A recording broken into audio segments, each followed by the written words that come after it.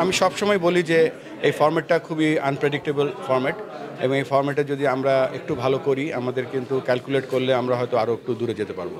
আমার মনে হয় যে টিম ম্যানেজমেন্ট যারা আছে তারা নিশ্চয়ই প্ল্যান করছে ম্যাচ বাই ম্যাচ।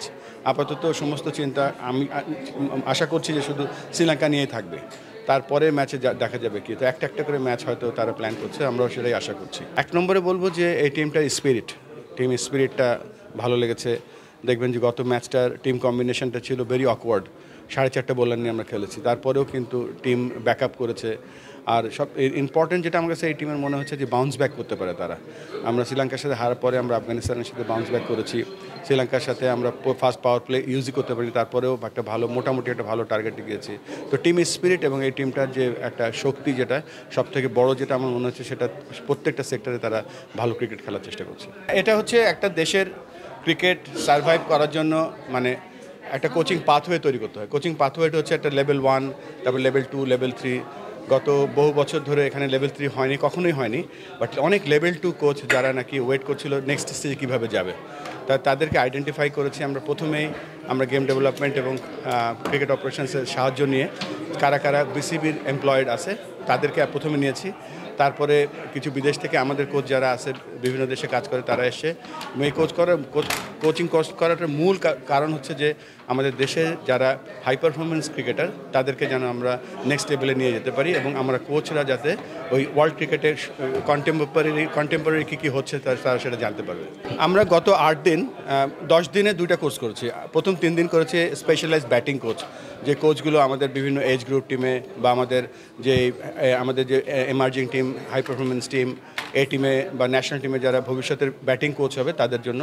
পরবর্তীতে আমরা ফাস্ট বোলিং, তারপরে spin bowling, wicket keeping, fielding করব। আর এই লেভেল 3 কোর্সটা মূল কারণ যেটা হচ্ছে সেটা হচ্ছে যে এদের এই 5 দিনের কোর্সে তো আর একটা লেভেল 3 কোচ হয়ে যায় না।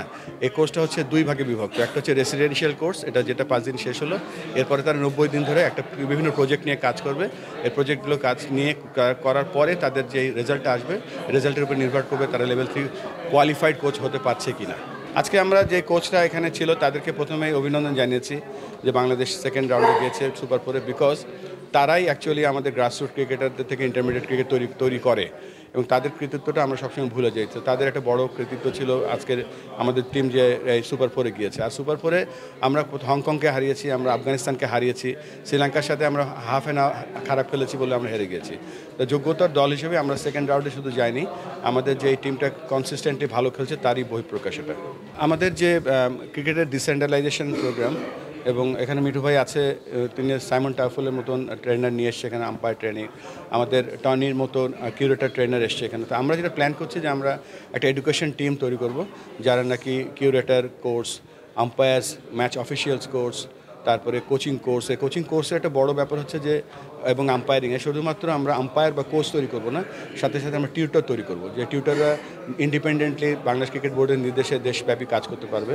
আমাদের পরবর্তী পদক্ষেপ যেটা হবে সেটা হবে কোচিংয়ের যে আমাদের ডিসেন্ট্রালাইজেশনে যে আমরা বিভাগগুলোতে যাচ্ছি, সেই বিভাগগুলোতে লেভেল 2 কোচিং কোর্স করব এবং এখানে যে লেভেল 3 যারা কোর্স করলো এখান থেকে আমরা সেরা 5 জন বা 6 জন টিউটর বেছে নেব, তাদেরকে ট্রেনিং দিয়ে তারা যেন দেশের বিভিন্ন জায়গায় লেভেল 2 কোর্স করতে পারে। কারণ আমাদের কাছে 64টা জেলায় 64টা ডিস্ট্রিক্ট কোচ আছে, তাদেরকে আপগ্রেড করা হচ্ছে আমাদের মূল লক্ষ্য। এখন আমার অবশ্যই ধন্যবাদ দেওয়া উচিত আমাদের আম্পায়ার্স পুরো ডিপার্টমেন্টকে। অবশ্যই মিঠু ভাই চেয়ারম্যান আছে কয়েক বছর ধরে। দেখেন, আম্পায়ারিং ডিপার্টমেন্টটা ছিল সব থেকে অবহেলিত না, সব থেকে ক্রিটিসাইজড একটা ছিল। এখন সেই জায়গা থেকে আমাদের মেয়েরা বিশ্বকাপ করতে যাচ্ছে, আমাদের এলিট আম্পায়ার হয়েছে, আমাদের আম্পায়ারিংয়ের মান অনেক বেড়ে গিয়েছে, আমাদের ম্যাচ রেফারি আইসিসির ইভেন্ট করে। এটা আমি ব্যক্তিগতভাবে আমি মনে করি যে এটা আমি দুইটা অর্গানাইজেশনে কাজ করে এসেছি। যেমন আইসিসিতে যখন ছিলাম তখন আমাদের ম্যাচ রেফারি বা আমাদের আম্পায়াররা যখন আম্পায়ারিং করতো, আমি কখনো কোনো নেগেটিভ কোনো কমেন্ট শুনিনি এবং তারা সবসময় ভালো কাজ করেছে আন্তর্জাতিকভাবে। এবং জেসি দেখেন প্রথম মেয়ে বিশ্বকাপে যাচ্ছে, এবং এই যে সাহসী পদক্ষেপ, এই যে একটা আমাদের ইনফ্যাক্ট আমাদের আম্পায়ারিং ডিপার্টমেন্টটা এখন আরেকটা লেভেলে চলে গিয়েছে। এখন এখান থেকে আমরা হয়তো দেখবেন ভবিষ্যতে আরও 1-2টা এলিট আম্পায়ারও হয়ে যেতে পারে এখান থেকে। এবং আমি বলবো ওভারঅল আম্পায়ারিং ডিপার্টমেন্টটা খুব সংগঠিতভাবে এবং সুশৃঙ্খলভাবে এগিয়ে চলেছে এবং আমরা খুব আশাবাদী এই গ্রুপটা নিয়ে। আপনি যদি বলেন আমাদের প্রথম 5টা আম্পায়ার ওয়ার্ল্ড বাংলাদেশের কি এই দুজনই আছে।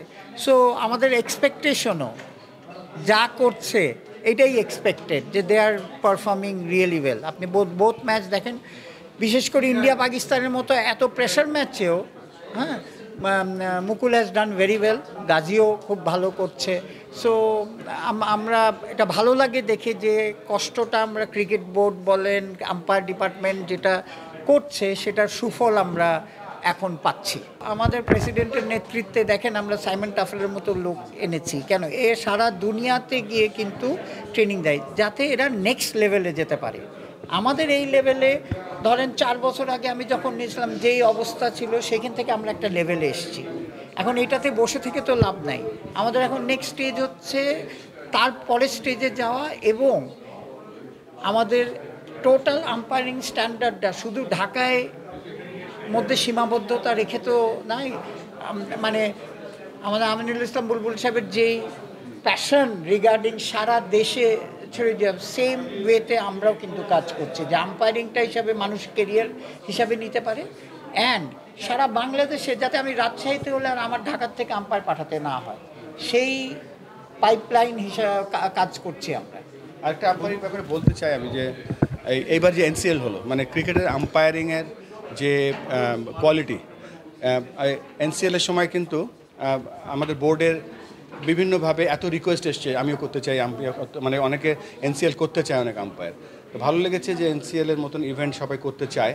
তার থেকেও ভালো লেগেছে যে কোনো সুপারিশই কোনো কাজে লাগেনি, যার যে যোগ্যতা সে এসে এই কাজগুলো পেয়েছে উইথ দি আম্পায়ার ডিপার্টমেন্টসের একটা ট্রান্সপারেন্সি সিলেকশনের মাধ্যমে। সিদ্ধান্ত হয়ে গিয়েছে আমাদের সিলেক্টর 2 জন জয়েন করবে, একজন ছেলেদের এবং একজন মেয়েদের। এবং এখানে জানেন যে লিপু ভাই এবং রাজ্জাকের সাথে একজন সিনিয়র ক্রিকেটার ছিলেন ন্যাশনাল টিমের, তাকে আমরা নাম প্রকাশ করছি না, মানে তিনি অলমোস্ট হয়ে গিয়েছেন। আর মেয়েদের এখানে শিপনের সাথে আমরা চিন্তা করছি একজন মেয়ে সিলেক্টর যাতে আমরা দিতে পারি। সো নাম খুব তাড়াতাড়ি জেনে যাবেন, আমরা অলরেডি সিলেক্ট করে ফেলেছি। নির্বাচনের আগে সম্ভাবনা নেই, এবং চিটাগংয়ে আমি আবারও থ্যাঙ্কস দেব আমাদের চিটাগংয়ের আকরাম খান এবং মঞ্জু ভাইকে, তারা অক্লান্ত পরিশ্রম করে সেটা করেছে। সবচেয়ে ইন্টারেস্টিং ছিল যে নোয়াখালী ভার্সেস চিটাগং যেদিন খেলা হচ্ছিল সেদিন কিন্তু কমেন্ট্রি হয়েছে নোয়াখালী ভাষায় এবং চিটাগং ভাষায়। সো প্রত্যেকটা ঘরে ঘরে আমরা আমাদের স্ট্রিমিংয়ের মাধ্যমে নিজস্ব ভাষায় ক্রিকেট পৌঁছে দেওয়ার চেষ্টা করছি, এবং সেটা চেষ্টা করবো ইনশাল্লাহ সারা দেশব্যাপী এটা করার। এবং জাস্ট একটু ধৈর্য ধরেন, আমাদের উপর বিশ্বাস রাখেন। অবশ্যই এটা আইডিয়াল প্রিপারেশন না, তারপরেও চেষ্টা করেছিল, ওয়েস্ট ইন্ডিজ না করে দিয়েছে, আমরা শেষ মুহূর্তে কোয়ালিফাই করেছি। তারপরেও যে প্রিপারেশনটা হয়েছে, এবং আজকে গিয়ে আমি নেটে ব্যাটিং দেখছিলাম, প্রতিযোগিতামূলক ক্রিকেট খেলার জন্য তারা রেডি এবং তারা ভালো করবে। আর আমাদের 15 বা 17-এর ছেলেমেয়েরাও তো ধরেন যদি ওই হিসাবে দেখেন, দে আর কোয়াইট স্ট্রং অপোনেন্ট।